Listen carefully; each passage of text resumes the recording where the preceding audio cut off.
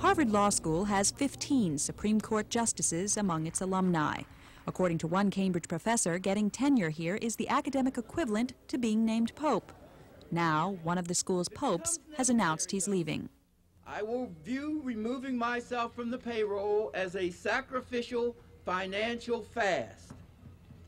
It is not intended to coerce my colleagues, but rather to honor my commitment to those responsible for my being here. Professor Derrick Bell was the first black granted tenure at Harvard Law School back in 1969. Now he's taking a leave of absence until the school tenures its first black woman professor. My courses are scheduled. Students have registered for them, and to be candid, I cannot afford a year more without my law school salary. But I cannot continue to urge students to take risks for what they believe if I do not practice my own precepts. Some 500 students are backing up Bell, and they called on alumni to hit the school where it hurts by boycotting Harvard's current multi-million-dollar fundraising drive. Dean Clark has this new campaign fund to build a new library to make this a better place. If he really wants to make this a better place, he'll have more diverse professors. I think that Professor Bell has set an example for all of us. I've been here for 3 years. I have no role model. There is not one Latina professor here. There's not one Latino professor here. And for me, that's important. You see that we are indeed in the midst of a movement. And movements take sacrifice. By giving up his more than $100,000 a year salary, Bell has put Harvard on the spot. For the past year, students have staged sit-ins at the dean's office over the issue of minority hiring, an issue that's been festering in this ivory tower for nearly 20 years. There are 1,600 students here at Harvard Law School. Nearly a quarter are people of color and nearly 40% are women. Yet Harvard Law School's faculty contains only 5 tenured women professors and only 3 tenured black professors. All of them are male. We, in fact, only hire a couple of people a year, and some years we hire none. And the reason has to do with the fact that even though we're a fairly large place, our positions are often permanent positions that may last 40 years, given the nature of tenure in a university. As a result, when we're going to hire someone for essentially a lifetime, these decisions are made carefully, cautiously, and gradually.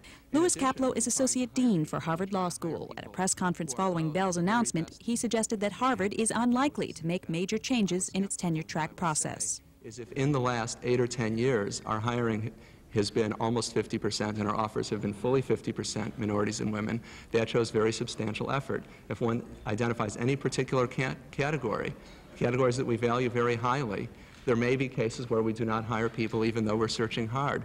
There are many areas in business law and international law, some where we have fully funded chairs that have been empty for 20 years, where we've been attempting to hire people. Today, Bell doesn't know whether his act of conscience will improve the school's minority hiring record, but with his departure, Harvard Law School will have only 2 black tenured professors.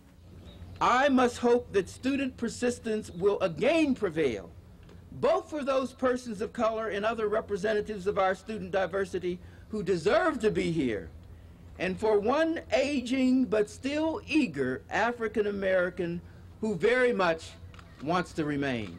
Thank you very much. For the 10 o'clock news, I'm Meg Valancourt.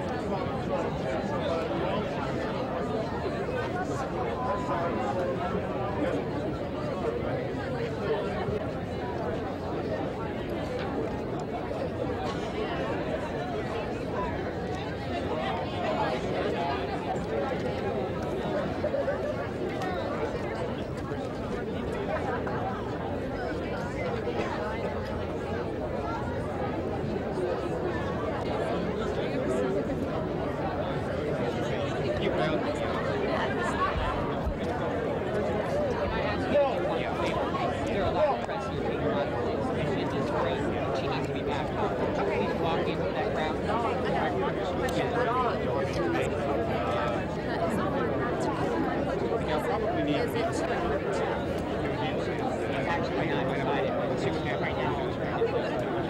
Okay, great. No. What are we going to do? I want to make sure.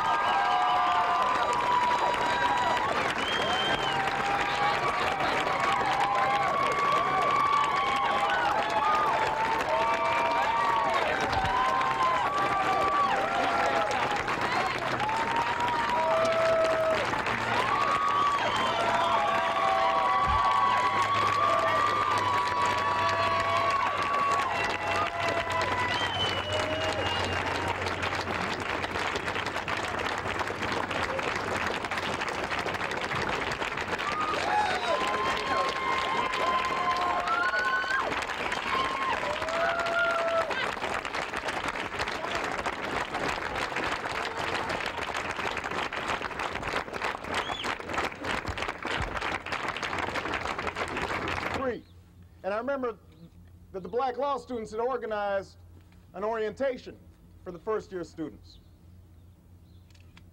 And one of the persons who spoke at that orientation was Professor Bell. And I remember him sauntering up to the front and not giving us a lecture, but engaging us in a conversation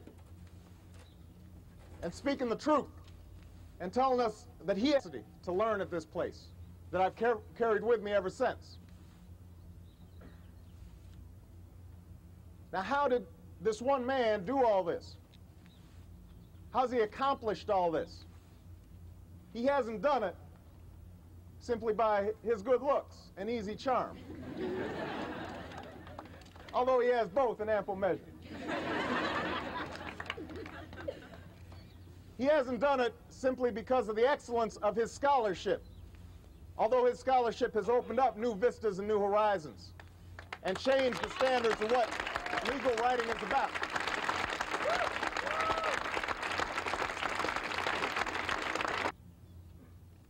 Open up your hearts and your minds to the words of Professor Derrick Bell.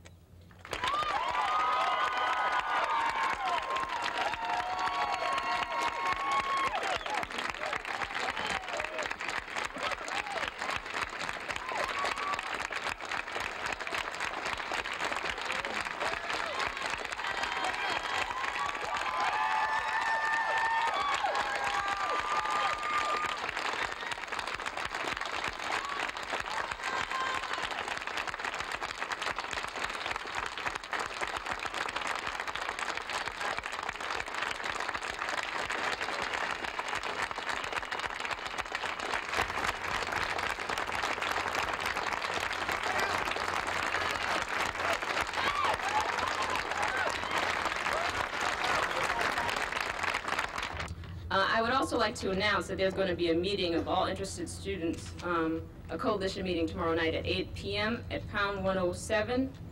And I'd also like to acknowledge some... Barack, it may be significant that the student stands here and delivers a mighty address without notes, while the teacher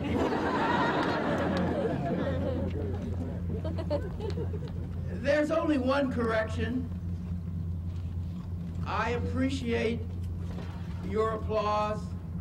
I appreciate Barack's kind words, but it was not me that made all of this possible. I want you to understand that while I have been here for 2 decades, I have not forgotten that my appointment represented the culmination of years of student struggle. I remember as well that for the first 150 years of its history, the faculty at Harvard Law, the oldest existing, most prestigious, and in the view of many, the best law school in the United States, was all white and all male. That is a horrible history, not remediable by plaintive pleas of mea culpa, combined with the token appointment of members of the victim class who are least likely to remind the school of its past racist hiring record.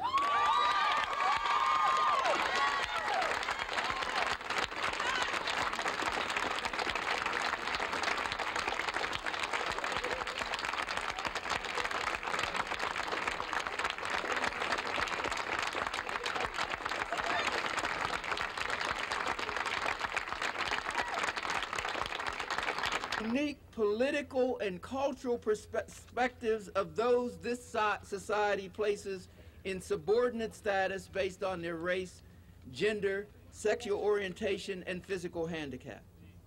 Unfortunately, those minorities most likely to have these skills are often not attractive to those who believe that a law faculty hired using the standards of the 1950s should serve the needs of the 1990s.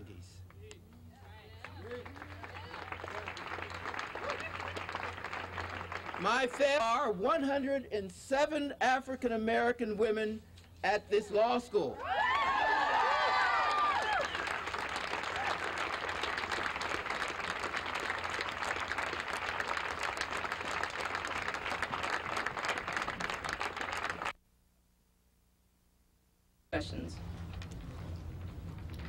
I would also like to announce that there's going to be a meeting